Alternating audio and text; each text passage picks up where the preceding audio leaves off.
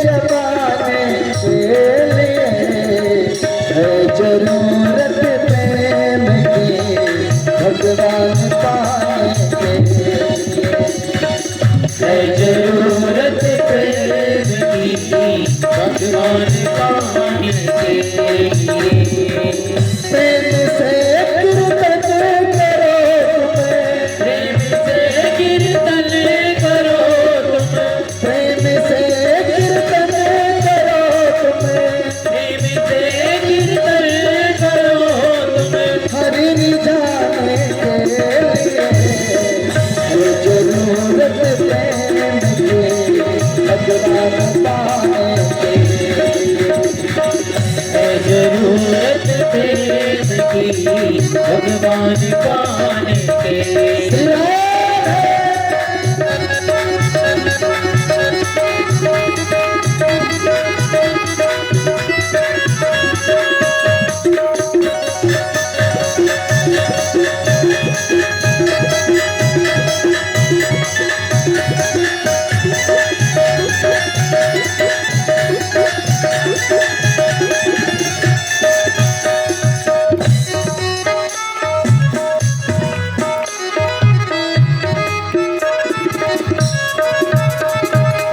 है जरूरत प्रेम की, भगवान पाने की।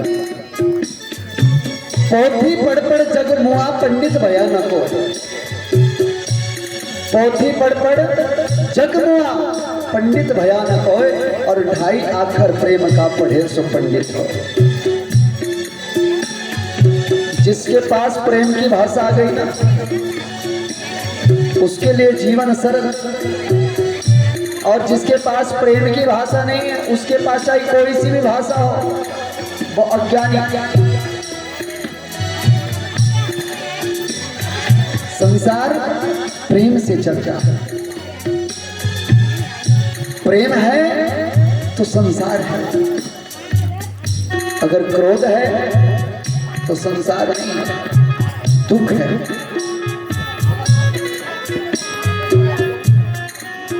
श्री सुखदेव जी महाराज राजा परीक्षित को प्रेम के शास्त्र में प्रवेश करा रहे हैं, क्योंकि जब हमारे जीवन में प्रेम आता है तो हमारा बहुत कुछ बनता है, बढ़ता है। और जब हमारे जीवन में ईर्ष्या, क्रोध, द्वेष आता है तो हमारा बहुत कुछ मिटता है, समाप्त होता है।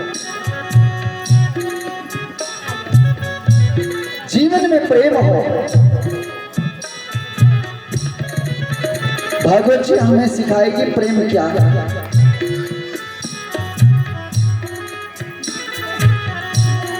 यदुवंश में एक राजा हुए वर्णी, जिनकी पत्नी का नाम था प्रथा। दोनों का विवाह हुआ तो दोनों ने विवाह करने के बाद ये विचार किया कि हम एक क्यों हुए हैं, हमारी शादी किस लिए हुई है, हम इकट्ठे क्यों हैं, किस लिए इकट्ठे हो पाए।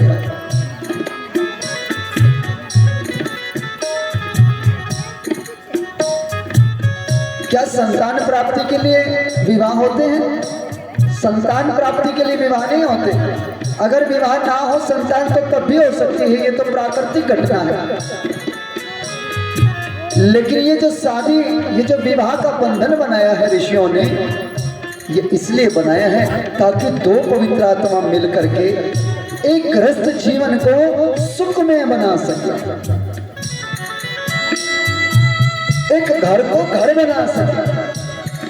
घर किसे कहते हैं? घर उसे कहते हैं जिसमें सुख हो, आनंद हो, जहां एक दूसरे की एक दूसरा बात मानता है। सही अर्थों में पति पत्नी वो होते हैं कि पति के मन में कोई बात आई तो पत्नी तुरंत पहचान गई, पत्नी के मन में कोई बात चली पति को तुरंत पता चल गया कि इसके मन में क्या चलता है। वो होती पति पत्नी। और इन शब्दों का एक और भी रास्ता है, शब्द है पति और पत्नी।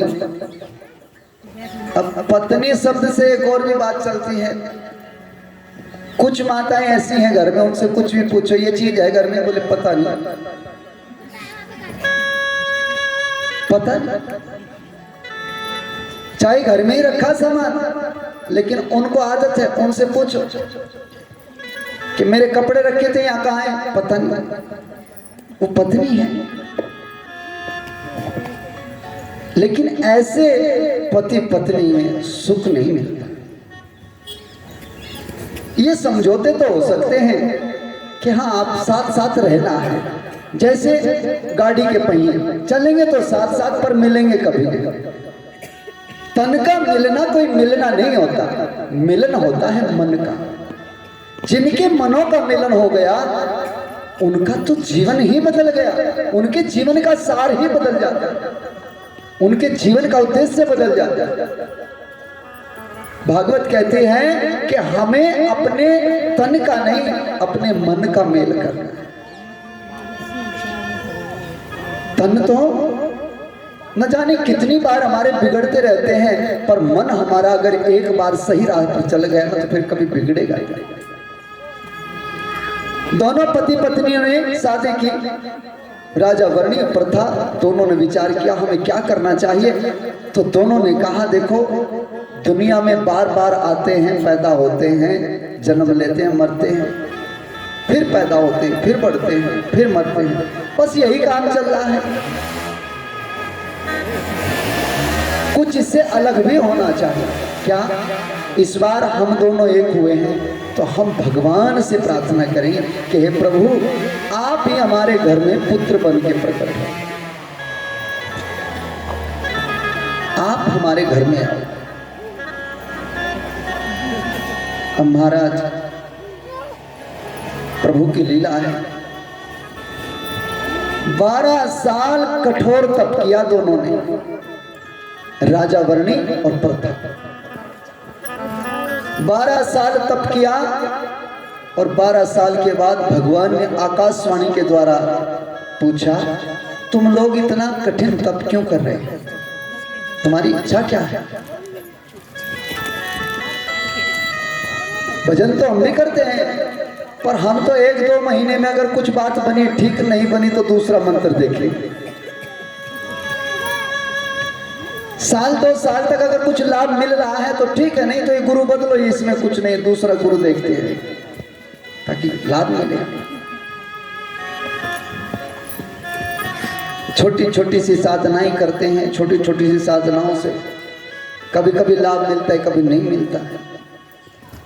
लेकिन जिसका जितना बड़ा संकल्प है उसकी उतनी बड़ी साधना भी हो। अब आप लोगों की छोटी सी साधना कि हमारा घर बढ़िया बन जाएगा, तो ये कोई बड़ी बात नहीं है। तो 2 साल के भजन में घर बन जाता है। नौकरी नहीं लग रही है तो इसमें कोई बात नहीं, 1 साल में 9 पाठ रामायण के कर लो, नौकरी लग जाएगी। बच्चों की शादी नहीं हो पा रही है, अरे उसमें कौन सी बड़ी बात है। तुम गीता के लगातार 2 साल पाठ करो, तुम्हारे घर में बच्चों की शादी भी होगी। जिनके घर में बच्चे नहीं हो पा रहे हैं किन्हीं कारणों से, उनके रास्ते खुलेंगे। गीता का पाठ ऐसा। लेकिन जब हम भगवान को पाने चलते हैं, प्रभु को पाने चलते हैं, तो उसमें थोड़ा टाइम लगता है। क्योंकि झोपड़ी तो एक दिन में खड़ी हो जाती है, पर महल को खड़ा होने में 1-2 साल लगते हैं। महल इतने जल्दी नहीं बनते, महल बनने में थोड़ा टाइम लगता है। दोनों पति पत्नी ने विचार किया महाराज हम आपको पुत्र बनाना चाहते हैं।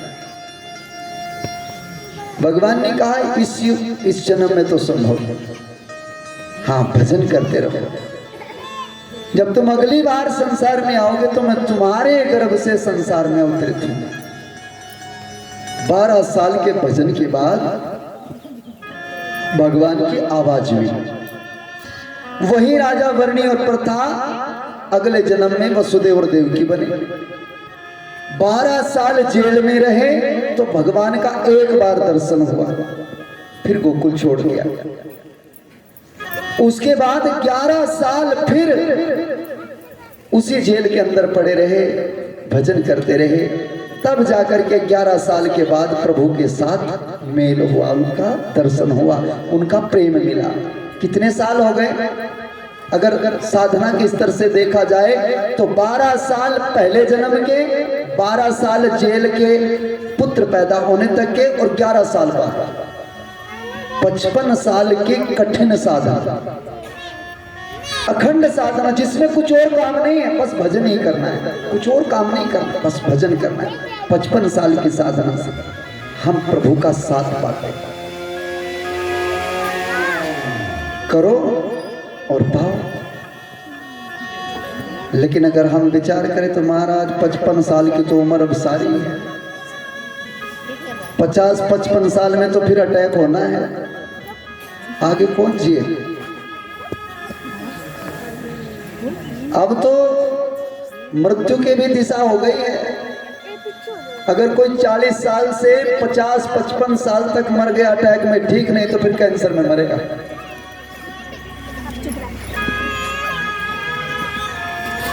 भगवान को पाना,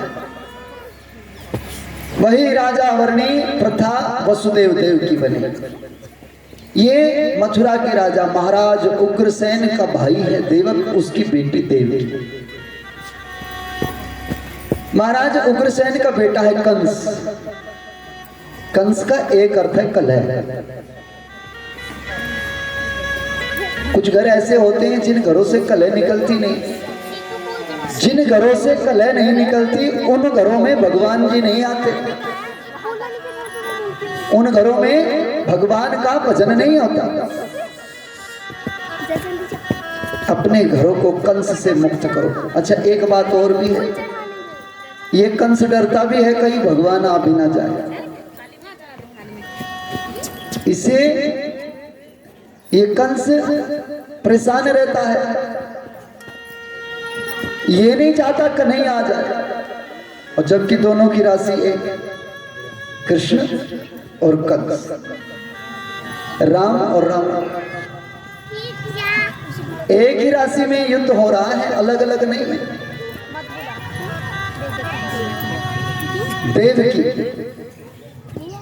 सुखदेव जी महाराज कहते हैं राजन, देवकी के विवाह का समय आया तो देवक ने कहा कंस से, कंस बेटी के लिए अच्छा वर ढूंढो।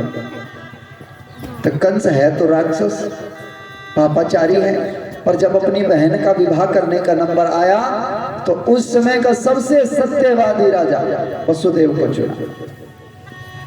चाहे कोई कितना ही बड़ा पापी हो, बुरा हो, लुटेरा हो, पर अपनी बेटी के लिए अच्छा ही ढूंढे। जो लोग शराब पीते हैं ना, वो भी जब बेटी के लिए वर ढूंढने जाते हैं तो बार बार सोचते हैं भाई दारू ना पीता।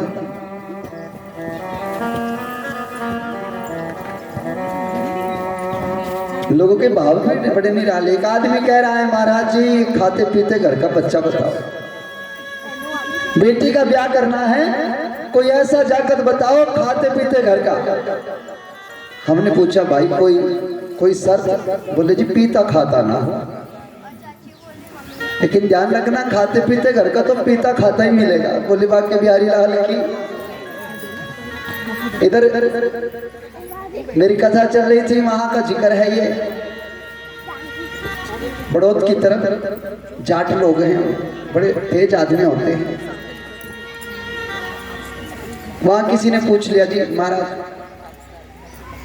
ये जाकर खाता पीता खाता तो नहीं? बेटे को देखने आए लड़के को, ये बच्चा पीता खाता तो नहीं है? बोले नहीं। बोले देखो हमें ऐसा ही बच्चा चाहिए जो कुछ पीता खाता ना। तो एक चौधरी कहने लगा जी ऐसे तो जाकर फिर अस्पतालों में मिलेंगे, यहाँ थोड़ा, यहाँ तो सब खाते पीते मिलेंगे। ये ऐसा ही है जीवन संसार।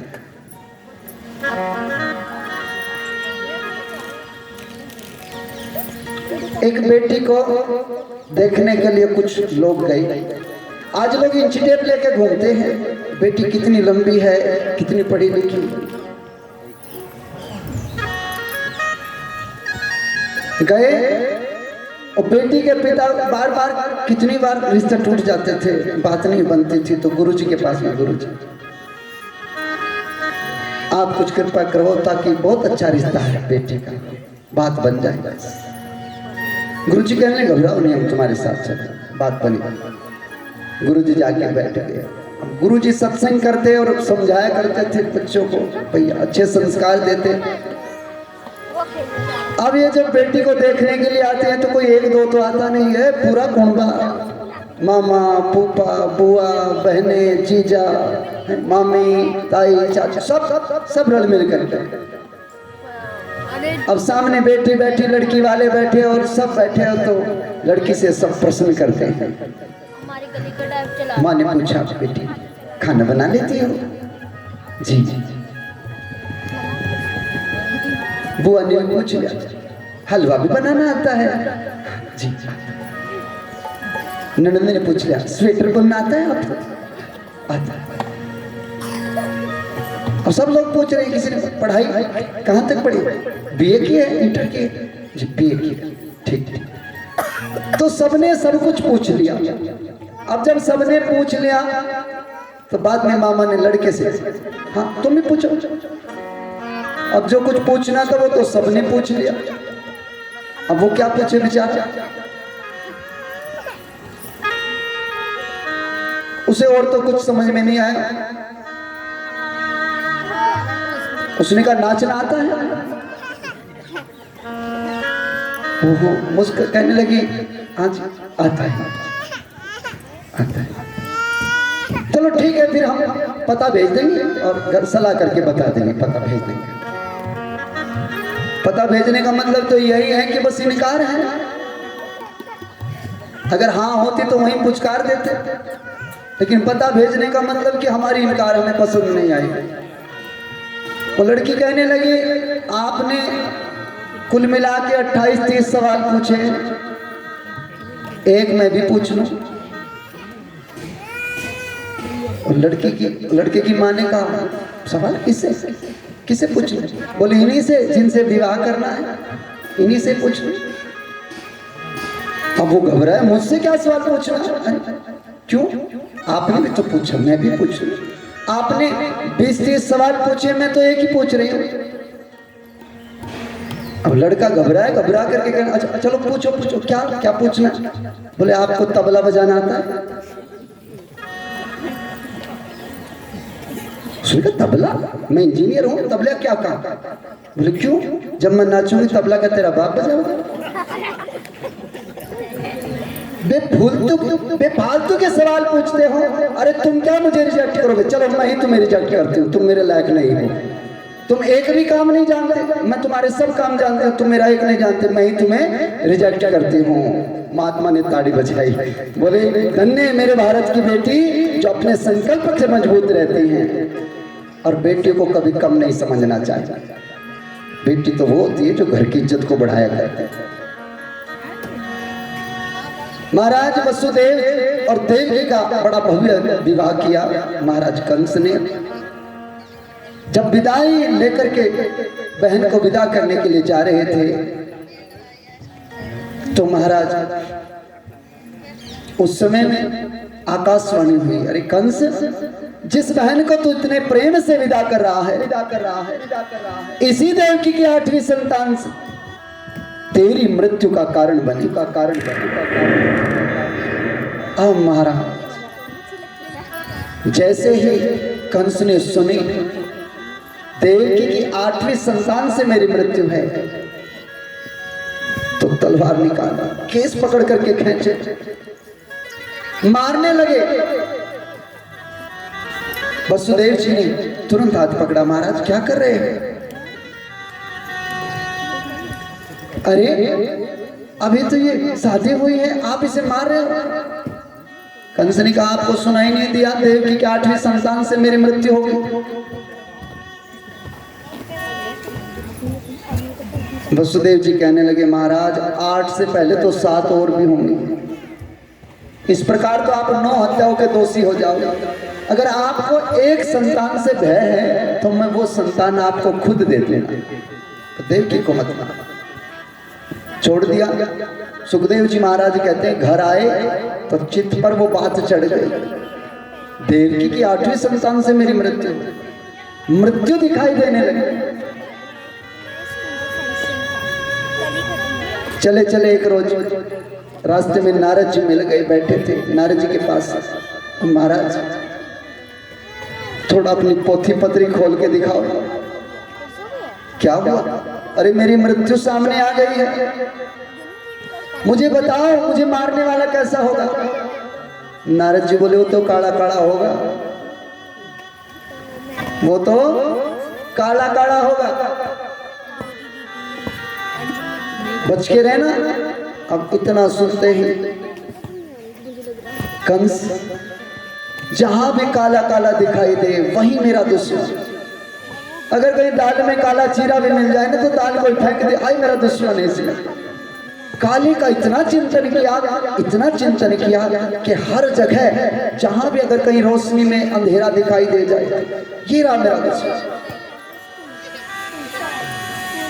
महलों के अंदर से पूरा जहां जहां भी कालस थी सब मिटा दिया।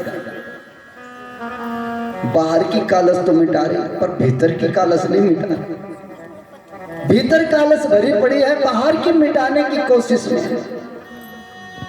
ता उमर गालिब मैं यही गलतियां करता रहा कि धूल चेहरे पर थी और आईना साफ करता है। धूल चेहरे पर, आईना साफ करता है।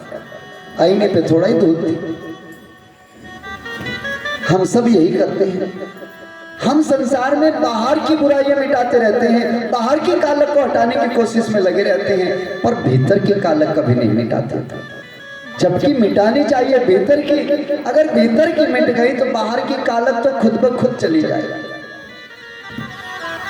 कंस कोशिश कर रहा है, कैसे मेरा दुश्मन, मैं कैसे मात दे सकता हूं उसे। एक दिन नारद जी चले आए, अष्टदल कमल का फूल लिया, 8 पंखड़ी गिनते चले आ रहे हैं, 1 2 3 4। कंस ने कहा महाराज क्या गिन रहे हो? बोले पंखड़ी गिन रहा हूं, इनमें पहले कौन सी 8वीं कौन सी? जिस भी पंखड़ी से शुरू करता हूं वही पहली बन जाती है। कंस की बुद्धि भर में थी, कहने लगे कहीं देवकी की संतान में भी ऐसा ही ना हो। क्या पता, कहा है कि 8वीं संतान से मेरी मृत्यु होगी, पर यह नहीं पता आकाशवाणी ने गिनती छोटे से शुरू की या बड़े से शुरू की। तो क्या किया जाए? कंस ने वसुदेव देवकी दोनों को बुलाया और कारागृह में बंद कर दिया, जेल के अंदर। जेल के अंदर महाराज उग्रसेन ने विरोध किया, राजगद्दी से उतारा, तुम भी जेल के अंदर चलो। चाचा ने विरोध किया, वो भी जेल के अंदर। जो जो भी विरोध करते गए सब जेल के अंदर, और खुद राजा बन के बैठे। अब वसुदेव देवकी का जब तक विवाह नहीं हुआ था तब तक आजाद थे, विवाह होते ही जेल। ये जेल बड़ी टेढ़ी है। इस जेल के 7 दरवाजे हैं, 7 दरवाजों के भीतर ये जेल है, और 7 दरवाजों पर 2 पहरेदार खड़े हैं, ताले लगे हुए हैं। इसको अगर हम आध्यात्मिक दृष्टि से देखेंगे तो समझ में आएगा, ये आत्मा जब तक इस शरीर को प्राप्त नहीं करती तब तक ये अपने जीव भाव में भगवान के द्वार पर रहते हैं, प्रभु के द्वार पर। भगवान के द्वार से जब ये चली, इसने कहा महाराज अब मैं संसार में घूम के आना चाहता हूं, क्या करोगे? अरे आपने बहुत अच्छे अच्छे भोग बनाए हैं, मैं भी भोग करके जल्दी आ जाता। तो भगवान ने हमें संसार में भेजा और संसार में भेजकर कहा कि देखो ये सारी प्रकृति तुम्हारे लिए, तुम इस धरती के राजा, पर इसके संग मत, इसका संग मत कर ले, इसको अपना मत माना। ये सारा कुछ जो भी कुछ है ये तुम्हारे लिए है, तुम्हारा नहीं है। ये तुम्हारे लिए है पर तुम्हारा नहीं है। हम वहां से चले और आकर के प्रकृति का संग किया। ये शरीर प्रकृति, मन बुद्धि चित्त और अहंकार ये प्रकृति के अंश। अभी कथा में मैं समझा रहा था परसों, 19 ऊँटों का जो भाव था, ये 19 तत्व प्रकृति के, इनके साथ जब हम मिले तो मिल करके जेल के अंदर प्रवेश कर गए और इस शरीर के अंदर हम जीव भाव में जीने की लालसा में ऐसे चिपक करके बैठ गए कि हमारे 7 ताले बंद हो गए, 7 दरवाजे, 7 चक्र हमारे बंद पड़े और उन 7 चक्रों के भीतर जेल के अंदर हमारी जो शक्ति है, जिसे हम कुंडलिनी कहते हैं, वो ऊर्जा, वो हमारी शक्ति ऐसे सोई पड़ी है कि उसे कुछ पता नहीं है।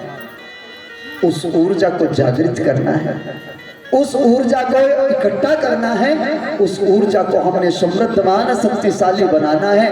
और जिस मोह माया के जाल में हम फंसे बैठे हैं, ये मोह माया का जाल क्या है कि जिस घर परिवार बच्चे कुटुंब को हमने अपना माना, ये अपने नहीं है, अपने लिए है, हमारे नहीं, हमारे लिए है। माता पिता हमारे लिए है, ये घर मकान हमारे लिए है, हमारे नहीं है। लेकिन सबसे बड़ी भूल यही हुई है कि हमने इन्हें अपना माना, ये मेरे हैं।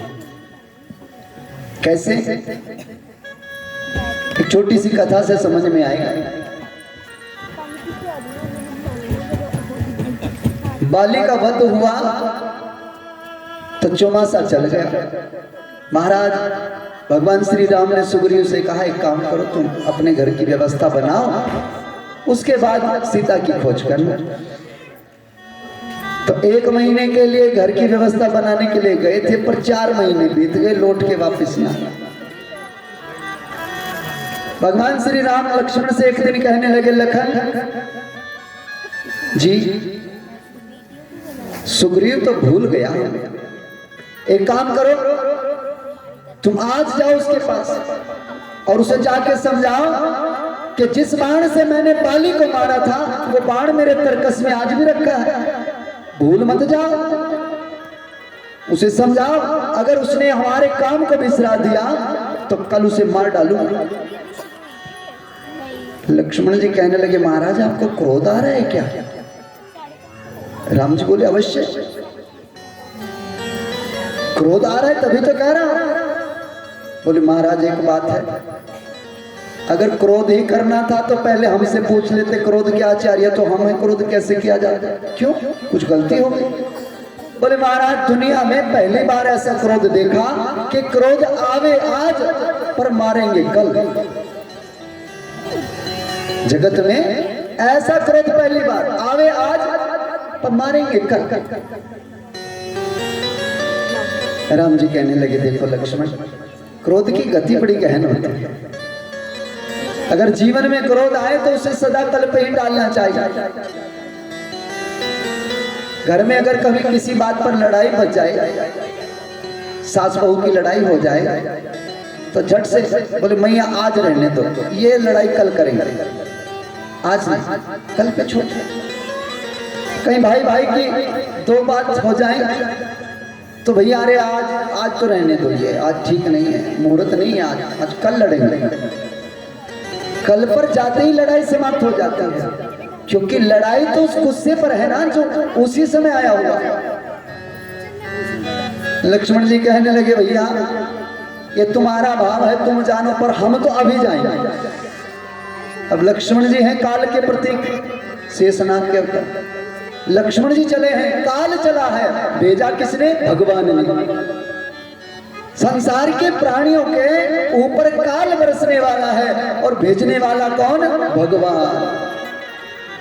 अब सुग्रीव की जान को खतरा, पर एक बात है, सुग्रीव के पास और तो कुछ नहीं, पर ये संतों की बहुत मानता है। इनके पास एक संत रहते हैं जति, वो है श्री हनुमान जी। तुरंत हनुमान जी आए और आकर के कहने लगे, रे सुग्रीव तूने बहुत गलत कर दिया। क्या? तुम भगवान के काम को भूल गए, अपने घर परिवार के मोह में, अपने परिवार की व्यवस्था में भगवान का काम बिसरा दिया। भगवान का काम पहले होना चाहिए था, अपना काम बाद।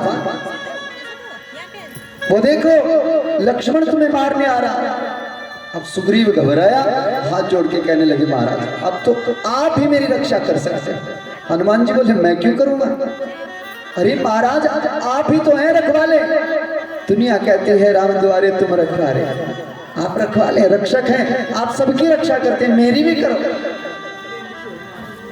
हनुमान जी कहने लगे भैया रखवाले तो हैं, पर एक बात बताओ क्या ये नगरी किसकी?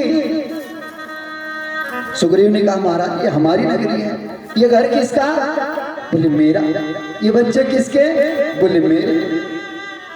अच्छा एक बात बताओ ये सब आपका है, कहां से मिला? कि मिला कहां से राजपाट? सुग्रीव ने कहा महाराज बाली के साथ युद्ध करके बाली को मार के तब मुझे मिला। हनुमान जी कहने लगे एक बात बताओ बाली को आपने मारा? बोले ना महाराज मारा तो भगवान ने, भगवान ने बाली को मारा तो राज्य किसका हुआ? तुम्हारा कि भगवान का? सुग्रीव बोले नहीं महाराज जिसकी विजय होती है राज तो उसी का होता है। तो ये घर परिवार किसका? सुग्रीव ने कहा भगवान का। भगवान ने विजय प्राप्त की, घर परिवार कुटुंब ये किष्किंधा नगरी ये सब भगवान का। सब तुम्हारा तो नहीं? बोले नहीं हमारा तो नहीं है। अब समझ में आई बात, ये हमारा नहीं है। बोले सुनो ये तुम्हारा नहीं है, ये है भगवान का, पर ये तुम्हारे लिए है, तुम्हारे लिए है, ये तुम्हारा नहीं है। सबसे बड़ी विडंबना हमारी यही रहती है कि इस घर परिवार कुटुंब बच्चों को जो भगवान ने हमारे लिए दिया है उसे हम अपना मान के बैठते हैं। फिर अपना मानने से उसमें जो सुख दुख लाभ हानि जो भी मिलती है हम उसके भोगी बनते हैं और दुख भुगतते हैं। हनुमान जी कहते हैं ये सब भगवान का है और इसे भगवान की अर्पण करो तब राम द्वारे हम रखवारे। तो यहाँ जो कुछ भी है वो सब भगवान का है, प्रभु का है, हमारा नहीं है। हमारा तो तन भी नहीं है। जीवात्मा इस देह के अंदर ऐसी बंद पड़ी है और किस लिए बंद पड़ी है? ताकि ये भगवान को प्रकट कर सके, प्रभु को प्रकट कर सके, उसकी साधना कर सके, तभी तो ये शरीर मिला है। साधन धाम मोक्ष का द्वार। ये मिट्टी का शरीर वैसे तो किसी काम का नहीं है, लेकिन ये किसी हीरे से कम नहीं है, क्योंकि इसमें बैठे बिना भजन नहीं होता। ये इतने काम का है।